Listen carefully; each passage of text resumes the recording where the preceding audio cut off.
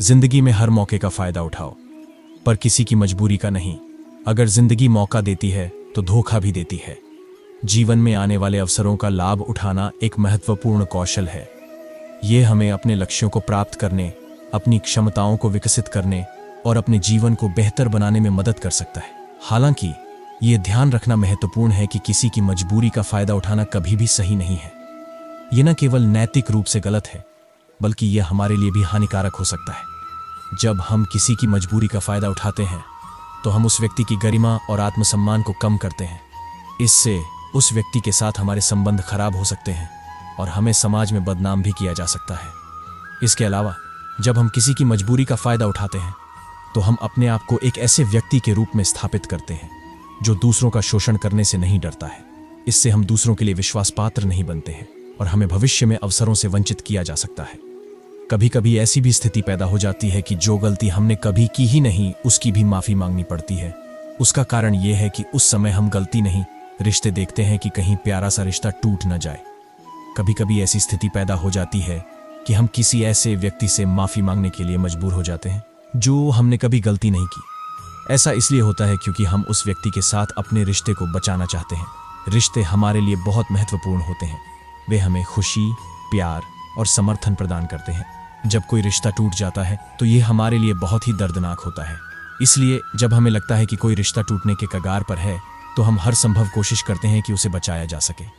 ऐसे में हम यह सोचते हैं कि अगर हम उस व्यक्ति से माफी मांग लेंगे तो वह हमें माफ कर देगा और रिश्ता ठीक हो जाएगा। हालांकि यह हमेशा सही नहीं होता है। अगर हम सच में उस व्यक्ति से माफी मांग रहे हैं तो यह ठीक है, लेकिन अगर हम सिर्फ रिश्ते को बचाने के लिए माफी मांग रहे हैं तो यह ठीक नहीं है। ऐसा इसलिए है क्योंकि इससे उस व्यक्ति के मन में विश्वास का संकट पैदा हो सकता है। मान लीजिए कि आपका पार्टनर आपको धोखा देने का शक करता है।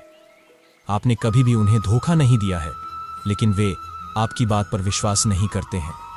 इस स्थिति में आप उन्हें यह समझाने की कोशिश कर सकते हैं कि आपने कभी भी उन्हें धोखा नहीं दिया है।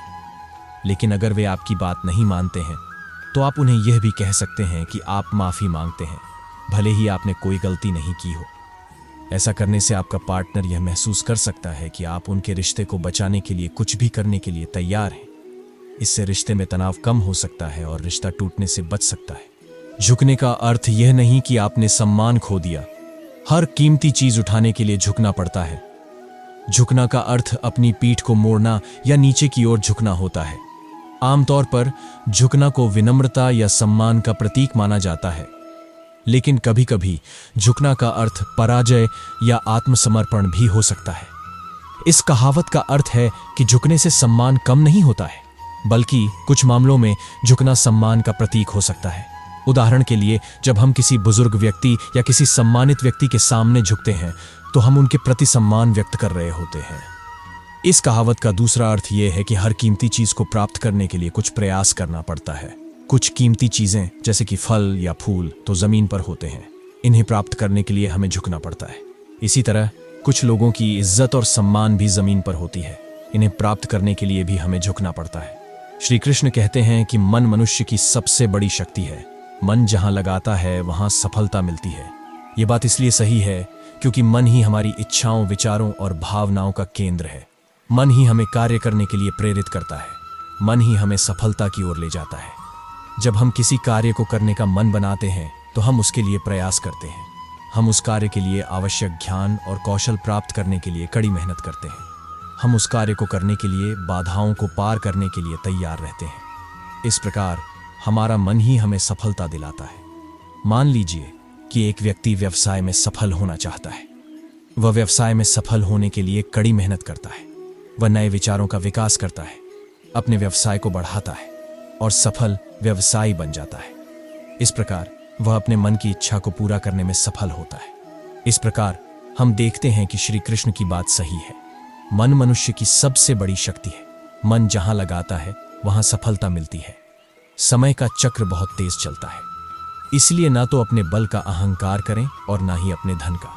श्री कृष्ण जी कहते हैं कि समय का चक्र बहुत तेज चलता है। इसका मतलब यह है कि समय बहुत जल्दी बीत जाता है। एक पल में क्या होता है ये पता नहीं चलता। इसलिए हमें अपने जीवन का हर पल सदुपयोग करना चाहिए। हमें अपने बल और धन का अहंकार नहीं करना चाहिए। बल और धन दोनों ही अस्थायी हैं। बल का आधार हमारा शरीर है जो एक दिन नष्ट हो जाएगा। धन का आधार हमारी संपत्ति है जो एक दिन नष्ट हो सकती है। इसलिए हमें इन दोनों चीजों का अहंकार नहीं करना चाहिए। अगर हम अपने बल और धन का अहंकार करते हैं तो हम दूसरों का अपमान करने लगते हैं। हम दूसरों के अधिकारों का हनन करने लगते हैं। इससे हमारे जीवन में दुख और परेशानी आती है। इसलिए हमें अपने बल और धन का अहंकार नहीं करना चाहिए। हमें इन चीज़ों का उपयोग दूसरों की मदद करने के लिए करना चाहिए। हमें इन चीज़ों का उपयोग समाज को बेहतर बनाने के लिए करना चाहिए। जिंदगी में कुछ सीखो या ना सीखो, लेकिन लोगों को पहचानना जरूर सीख लीजिए, क्योंकि जो जैसा दिखते हैं वैसे होते नहीं हैं। श्री कृष्ण जी का यह कथन बहुत ही महत्वपूर्ण है। यह हमें बताता है कि लोगों को पहचानना एक महत्वपूर्ण कौशल है। लोगों को पहचानने का मतलब यह है कि हम उनके व्यवहार, शब्दों और विचारों को समझ सकें। यह हमें यह समझने में मदद करता है कि वे वास्तव में कौन हैं और वे क्या चाहते हैं। दुनिया में बहुत से ऐसे लोग हैं जो बाहर से अच्छे लगते हैं लेकिन अंदर से बुरे होते हैं। वे हमें धोखा दे सकते हैं और हमें नुकसान पहुंचा सकते हैं। इसलिए यह महत्वपूर्ण है कि हम ऐसे लोगों से सावधान रहें। श्री कृष्ण जी कहते हैं कि जो जैसा दिखते हैं वैसे होते नहीं हैं। इसका मतलब यह है कि हम किसी व्यक्ति के बाहरी रूप से उसके बारे में कोई निष्कर्ष नहीं निकाल सकते हैं। हमें उसके व्यवहार, शब्दों और विचारों को ध्यान से देखना चाहिए। उदाहरण के लिए, एक व्यक्ति बहुत ही दयालु और मददगार लग सकता है, लेकिन अगर वह हमेशा दूसरों की तारीफ करता है और खुद को दूसरों से बेहतर दिखाने की कोशिश करता है तो वह वास्तव में स्वार्थी और अहंकारी हो सकता है। इसीलिए हमें लोगों को पहचानने के लिए समय और प्रयास करना चाहिए। हमें उनके व्यवहार, शब्दों और विचारों को ध्यान से देखना चाहिए। इससे हमें यह समझने में मदद मिलेगी कि वे वास्तव में कौन हैं और वे क्या चाहते हैं। कर्म का फल व्यक्ति को ठीक उसी तरह ढूंढ लेता है जैसे कि कोई बछड़ा हजारों गायों के बीच अपनी मां को ढूंढ लेता है। श्री कृष्ण जी का यह कथन कर्म के सिद्धांत पर आधारित है। कर्म का सिद्धांत कहता है कि प्रत्येक व्यक्ति अपने कर्मों के अनुसार फल भोगता है। चाहे वह कर्म अच्छा हो या बुरा, उसका फल व्यक्ति को अवश्य मिलता है। श्री कृष्ण जी के इस कथन में बछड़ा हजारों गायों के बीच अपनी मां को ढूंढने के लिए अपनी सारी शक्ति लगा देता है। वह अपनी मां की आवाज सुनने और उसकी गंध सूंघने की कोशिश करता है। अंत में उसकी मेहनत रंग लाती है और वह अपनी मां को ढूंढ लेता है। इसी तरह कर्म का फल व्यक्ति को भी उसी तरह ढूंढ लेता है। चाहे व्यक्ति कितनी भी कोशिश करे, वह अपने कर्मों से बच नहीं सकता है। उसके कर्म उसे कहीं भी, कभी भी, किसी भी रूप में मिल जाते हैं। इस कथन से हमें यह भी शिक्षा मिलती है कि हमें अपने कर्मों का ध्यान रखना चाहिए। हमें अच्छे कर्म करने चाहिए ताकि हमें अच्छे फल मिले। बुरे कर्म करने से हमें बुरे फल मिलेंगे। जीवन जीने के लिए मौन आवश्यक है, परंतु जब बात मर्यादा और धर्म की हो तो शस्त्र उठाना अनिवार्य हो जाता है। श्री कृष्ण जी का यह कथन जीवन में मौन और शस्त्र के महत्व को बताता है। जीवन में मौन का बहुत महत्व है। मौन से हम अपने और दूसरों के मन को शांत रख सकते हैं। मौन से हम अपने विचारों को स्पष्ट कर सकते हैं और सही निर्णय ले सकते हैं। मौन से हम दूसरों के साथ शांतिपूर्ण संबंध बना सकते हैं। लेकिन जब बात मर्यादा और धर्म की हो तो मौन रखना उचित नहीं है। मर्यादा और धर्म का उल्लंघन होने पर हमें शस्त्र उठाना चाहिए। शस्त्र से हम मर्यादा और धर्म की रक्षा कर सकते हैं। श्री कृष्ण जी ने महाभारत में इस बात को स्पष्ट रूप से बताया है। उन्होंने अर्जुन को बताया कि जब दुर्योधन ने धर्म का उल्लंघन किया तो उसे युद्ध के लिए तैयार होना चाहिए। उन्होंने अर्जुन को यह भी बताया कि युद्ध में शस्त्र उठाना आवश्यक है, लेकिन मर्यादाओं का पालन करना भी आवश्यक है। इस प्रकार श्री कृष्ण जी के कथन का अर्थ है कि जीवन में मौन और शस्त्र दोनों का महत्व है। मौन हमें शांति और सद्भाव देता है, लेकिन शस्त्र हमें मर्यादा और धर्म की रक्षा करने में मदद करता है। छल करोगे तो छल मिलेगा, आज नहीं तो कल मिलेगा। जियो जीवन सुकून से तो सुकून हर पल मिलेगा।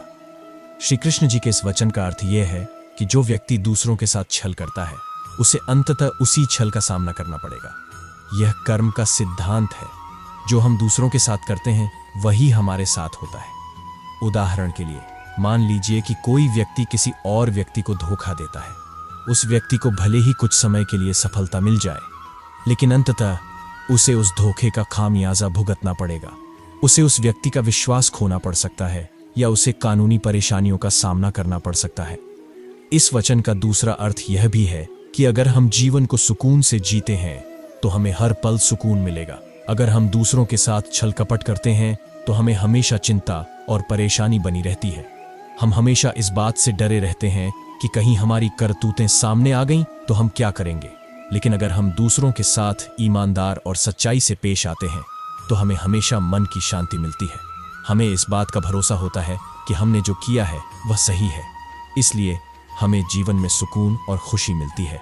फिर से प्रयास करने से कभी मत घबराना, क्योंकि इस बार तुम्हारी शुरुआत शून्य से नहीं बल्कि अनुभव से होगी। श्री कृष्ण जी की यह बात बहुत ही महत्वपूर्ण है। जब हम किसी काम में असफल होते हैं तो हम अक्सर हार मान लेते हैं और फिर से प्रयास करने से घबराते हैं। ऐसा इसलिए होता है क्योंकि हम सोचते हैं कि हमने इस काम में पहले ही असफल हो चुके हैं तो हम इस बार भी असफल होंगे। लेकिन श्री कृष्ण जी कहते हैं कि हमें फिर से प्रयास करने से नहीं घबराना चाहिए, क्योंकि इस बार हमारी शुरुआत शून्य से नहीं होगी बल्कि अनुभव से होगी। अर्थात जब हम किसी काम में असफल होते हैं तो हम उस काम से कुछ न कुछ सीखते हैं। हम उस गलती को पहचानते हैं जो हमने की है और हम उस गलती को सुधारने का तरीका भी सीखते हैं। कभी कभी आप बिना कुछ गलत के भी बुरे बन जाते हैं, क्योंकि जैसा लोग चाहते हैं आप वैसा नहीं करते। श्री कृष्ण जी का यह कथन बताता है कि कभी कभी लोग दूसरों से ऐसा व्यवहार करने की उम्मीद करते हैं जो उनके अपने मानकों के अनुरूप नहीं होता है। जब कोई व्यक्ति इन अपेक्षाओं को पूरा नहीं करता है तो उसे बुरा माना जा सकता है, भले ही उसने कोई गलती न की हो। उदाहरण के लिए मान लीजिए कि एक परिवार में सभी सदस्य एक दूसरे के साथ बहुत मिलनसार और सहायक होने की उम्मीद करते हैं। यदि एक सदस्य इस अपेक्षा को पूरा नहीं करता है तो उसे परिवार के अन्य सदस्यों द्वारा बुरा माना जा सकता है, भले ही वह वास्तव में बुरा व्यक्ति न हो। इसी तरह एक समाज में कुछ लोगों को दूसरों की तुलना में अधिक सफल या प्रतिष्ठित माना जा सकता है। यदि कोई व्यक्ति इन अपेक्षाओं को पूरा नहीं करता है तो उसे समाज के अन्य सदस्यों द्वारा बुरा माना जा सकता है, भले ही वह वास्तव में बुरा व्यक्ति न हो। यदि आप इस स्थिति में हैं तो सबसे महत्वपूर्ण बात यह है कि अपने आप को दूसरों की अपेक्षाओं के अनुसार ढालने की कोशिश न करें, बल्कि अपने मूल्यों और विश्वासों पर दृढ़ रहें और उन चीजों को करें जो आप मानते हैं कि सही है। जो अच्छा लगे उसे ग्रहण करो और जो बुरा लगे उसका त्याग करो, फिर चाहे वह विचार हो, कर्म हो या मनुष्य। श्री कृष्ण जी का यह कथन जीवन में सकारात्मकता और नकारात्मकता के बीच संतुलन बनाए रखने की बात कहता है। जो अच्छा लगे उसे ग्रहण करो का अर्थ है कि जो विचार, कर्म या व्यक्ति हमारे जीवन में सकारात्मक ऊर्जा लाते हैं उन्हें हम अपने जीवन में स्थान दें। ऐसे विचारों को अपनाएं जो हमें सकारात्मक और प्रेरित करते हैं। ऐसे कर्म करें जो दूसरों के लिए और हमारे लिए लाभदायक हों, और ऐसे लोगों से जुड़ें जो हमें विकास और सफलता की ओर ले जाते हैं। जो बुरा लगे उसका त्याग करो का अर्थ है कि जो विचार, कर्म या व्यक्ति हमारे जीवन में नकारात्मक ऊर्जा लाते हैं उन्हें हम अपने जीवन से दूर करें। ऐसे विचारों को त्यागें जो हमें नकारात्मक और निराशावादी बनाते हैं। ऐसे कर्मों से बचें जो दूसरों को नुकसान पहुंचाते हैं, और ऐसे लोगों से दूर रहें जो हमें नीचा दिखाते हैं या हमें गलत रास्ते पर ले जाते हैं। जिस समय कोई समस्या जन्म लेती है उसके साथ उसका समाधान भी जन्म लेता है। श्री कृष्ण कहते हैं कि जब कोई समस्या होती है तो इसका समाधान भी होता है। ये बात आसान भाषा में समझाते हुए कह सकते हैं कि जब कोई चीज गलत होती है तो उसे सही करने का एक तरीका होता है। कल्पना करें कि आपके पास एक कार है। एक दिन आपकी कार खराब हो जाती है। यह एक समस्या है। इस समस्या का समाधान यह है कि आपको अपनी कार को ठीक करवाना होगा। इसके लिए आपको एक मैकेनिक को बुलाना होगा। मैकेनिक आपकी कार की समस्या का पता लगाएगा और उसे ठीक कर देगा। इससे आपकी कार ठीक हो जाएगी और समस्या का समाधान हो जाएगा। इस उदाहरण से समझ सकते हैं कि समस्याएं तब उत्पन्न होती हैं जब कुछ गलत होता है। इस गलत को सही करने के लिए हमें प्रयास करना चाहिए। यह प्रयास ही समस्या का समाधान है। इसी तरह जीवन में भी जब कोई समस्या आती है तो इसका मतलब ये नहीं है कि हम निराश हो जाएं। हमें यह विश्वास रखना चाहिए कि समस्या का समाधान है। हमें समस्या का समाधान खोजने के लिए प्रयास करना चाहिए। झूठ किसी भी संबंध का अंत करने में अहम भूमिका निभाता है, क्योंकि सच आज नहीं तो कल सामने आ ही जाता है। आइए इसे आसान भाषा में समझते हैं। झूठ बोलना एक ऐसा काम है जो किसी भी संबंध में विश्वास को कमजोर कर देता है। जब कोई व्यक्ति किसी दूसरे व्यक्ति से झूठ बोलता है तो इससे दूसरे व्यक्ति का विश्वास उस पर उठ जाता है। वह सोचता है कि अगर यह व्यक्ति इस बारे में झूठ बोल सकता है तो वह किसी और बारे में भी झूठ बोल सकता है। इससे दोनों लोगों के बीच विश्वास की कमी आ जाती है। अब सच तो यह है कि सच हमेशा सामने आता है, चाहे कितनी भी कोशिश की जाए, सच कभी छुपा नहीं रह सकता है। जब झूठ का सच सामने आता है तो इससे दोनों लोगों के बीच झगड़ा और कलह हो जाती है। इससे संबंध में दरार पड़ जाती है। यदि यह दरार बहुत बड़ी हो जाती है तो इससे संबंध का अंत हो सकता है। इसलिए हमेशा सच बोलना चाहिए। सच बोलने से संबंध में विश्वास बढ़ता है और संबंध मजबूत होता है। क्यों चिंता करते हो अगर लोग तुम्हें नहीं समझते? वास्तव में तो तुम्हें चिंता तब करनी चाहिए जब तुम स्वयं को नहीं समझ पाते। श्री कृष्ण जी कहते हैं कि हमें दूसरों की चिंता नहीं करनी चाहिए, हमें अपने आप पर ध्यान केंद्रित करना चाहिए। जब हम दूसरों की चिंता करते हैं तो हम अपने आप को भूल जाते हैं। हम अपने विचारों, भावनाओं और इच्छाओं को दबा देते हैं ताकि दूसरों को खुश कर सकें। इससे हम तनावग्रस्त और अस्वस्थ महसूस करते हैं। दूसरी ओर, जब हम अपने आप पर ध्यान केंद्रित करते हैं तो हम अपने आप को बेहतर ढंग से समझ पाते हैं। हम जानते हैं कि हम क्या चाहते हैं और हम इसके लिए क्या करने के लिए तैयार हैं। इससे हम आत्मविश्वास और संतुष्टि महसूस करते हैं। किसी व्यक्ति को तभी गलत ठहराना जब आप उसके बारे में सब कुछ जानते हो, तब नहीं जब दूसरों से सुना हो। सरल शब्दों में कहें तो श्री कृष्ण जी का यह कथन हमें यह सिखाता है कि किसी व्यक्ति के बारे में राय बनाते समय हमें उसके बारे में पूरी तरह से जानना चाहिए। केवल दूसरों से सुनी बातों के आधार पर किसी व्यक्ति को गलत ठहराना उचित नहीं है। ये कथन इसलिए महत्वपूर्ण है क्योंकि दूसरों से सुनी बातें हमेशा सत्य नहीं होती हैं। हो सकता है कि जिस व्यक्ति ने आपको उस व्यक्ति के बारे में कुछ बताया हो, वह उस व्यक्ति के बारे में गलत जानकारी दे रहा हो। इसके अलावा हर व्यक्ति का व्यक्तित्व अलग होता है। एक ही बात के कई अलग अलग दृष्टिकोण हो सकते हैं। इसलिए किसी व्यक्ति के बारे में राय बनाते समय हमें उसके बारे में सभी दृष्टिकोणों को समझने की कोशिश करनी चाहिए। अंत में किसी व्यक्ति को गलत ठहराने से हम उसके साथ अन्याय कर सकते हैं। हो सकता है कि वह व्यक्ति वास्तव में ऐसा नहीं हो जैसा कि आप सोचते हैं। इसलिए किसी व्यक्ति को गलत ठहराने से पहले हमें उस व्यक्ति को सुनने और समझने का मौका देना चाहिए। कभी कभी भगवान आपकी बनाई हुई योजनाओं को नष्ट कर देते हैं। पता है क्यों? क्योंकि भगवान नहीं चाहते कि आगे चलकर वो योजना आपको नष्ट करे। हम सभी के पास अपने जीवन में कुछ लक्ष्य और सपने होते हैं। हम चाहते हैं कि हमारे जीवन में कुछ खास हो, लेकिन कभी कभी हमारे लक्ष्य और सपने पूरे नहीं होते हैं। ऐसा इसलिए हो सकता है क्योंकि हमने गलती की है या क्योंकि हमने सही दिशा में प्रयास नहीं किया है। लेकिन कभी कभी हमारे लक्ष्य और सपने पूरे नहीं होते हैं क्योंकि भगवान ऐसा नहीं चाहते। भगवान हमारे भले के लिए काम करते हैं। वे जानते हैं कि हमारे लिए क्या सही है और क्या गलत है। इसलिए अगर वे हमारे लक्ष्य और सपनों को नष्ट कर देते हैं तो इसका मतलब है कि वे हमारे लिए अच्छा कर रहे हैं। जब हमारे लक्ष्य और सपने पूरे नहीं होते हैं तो हमें निराश नहीं होना चाहिए। हमें यह समझना चाहिए कि भगवान हमारे भले के लिए काम कर रहे हैं। हमें विश्वास करना चाहिए कि वे हमें सही दिशा में ले जाएंगे। पलटकर जवाब देना बेशक गलत है, लेकिन सुनते रहो तो लोग बोलने की मर्यादा भूल जाते हैं। सरल शब्दों में कहें तो श्री कृष्ण जी का यह कथन हमें यह सिखाता है कि यदि हम किसी व्यक्ति को पलटकर जवाब देते हैं तो वह व्यक्ति और अधिक उत्तेजित हो सकता है और बात बढ़ सकती है। इससे दोनों पक्षों के बीच विवाद और टकराव बढ़ सकता है। यदि हम किसी व्यक्ति को बिना कुछ कहे सुनते रहते हैं तो वह व्यक्ति यह सोच सकता है कि हम उसकी बातों से सहमत हैं। इससे वह व्यक्ति अपनी बातों को और अधिक आगे बढ़ा सकता है और हमारी मर्यादा को भी लांघ सकता है। इसलिए हमें दोनों ही स्थितियों में थोड़ी समझदारी और संयम से काम लेना चाहिए। लोगों की निंदा से परेशान होकर अपना रास्ता ना बदलना, क्योंकि सफलता शर्म से नहीं साहस से मिलती है। श्री कृष्ण जी का यह कथन हमें यह बता रहा है कि जब हम किसी लक्ष्य को लेकर आगे बढ़ते हैं तो हमें दूसरों की बातों से प्रभावित नहीं होना चाहिए।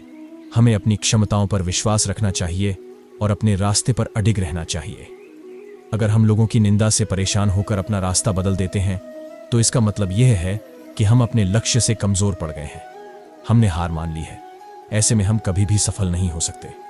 उदाहरण के लिए मान लीजिए कि आप एक डॉक्टर बनना चाहते हैं, लेकिन आपके माता पिता कहते हैं कि डॉक्टर बनना बहुत मुश्किल है और आपको कोई भी डॉक्टर नहीं बन पाएगा।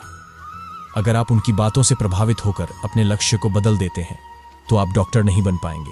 लेकिन अगर आप अपनी क्षमताओं पर विश्वास रखते हैं और अपने लक्ष्य के प्रति दृढ़ निश्चयी रहते हैं तो आप डॉक्टर बनने में सफल हो सकते हैं।